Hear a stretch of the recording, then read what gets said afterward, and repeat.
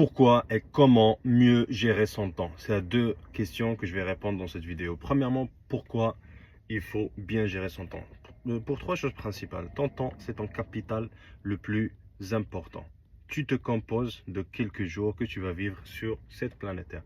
Deuxième chose, ton capital le plus important, ton temps, est irrécupérable. Une journée que tu as perdue ne reviendra jamais. Et la troisième chose, il est limité. Une fois que tu vas mourir, c'est fini. Voilà. Donc, pensons-y avec une métaphore d'argent. Je viens te voir et je te dis, donne-moi tes économies que tu as économisées tout au long de ta vie et que je vais risquer dans un projet qui n'a pas de garantie, pas d'assurance et qui est voué à l'échec. Tu serais stupide de me donner cet argent. Mais c'est la même chose que tu fais quand tu perds ton temps. Voilà. Maintenant, c'est quoi la solution?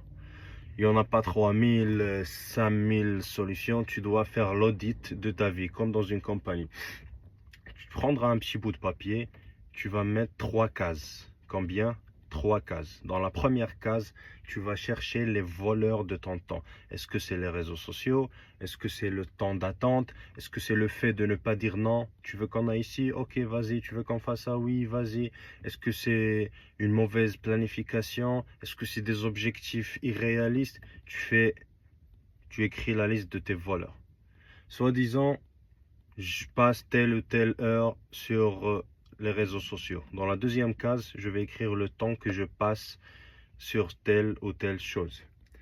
Troisième case, je vais négocier moi et moi-même combien de temps je peux prendre de ce temps perdu. Par exemple, je passe 4 heures sur les réseaux sociaux quotidiennement.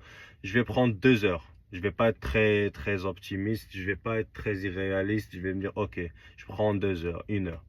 Quand tu prends un petit peu de temps de chaque voleur de temps, à la fin tu vas te retrouver avec un bon 2 heures, 3 heures, 4 heures, ça dépend de chacun à la fin de ta journée.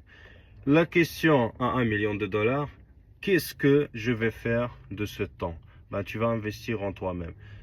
Apprends une langue, apprends des soft skills, apprends du développement personnel, fais des lectures, développe-toi dans tes études, dans ton domaine et à la fin du mois, à la fin de l'année, tu vas voir que tu as accumulé un certain nombre de connaissances qui vont être utiles, que ce soit intellectuellement ou aussi financièrement. Donc, si tu sais qu'il y a du monde qui doit mieux gérer son temps, tu sais ce que tu dois faire. Partage cette vidéo. Je te dis à bientôt. La prochaine vidéo, je vais vous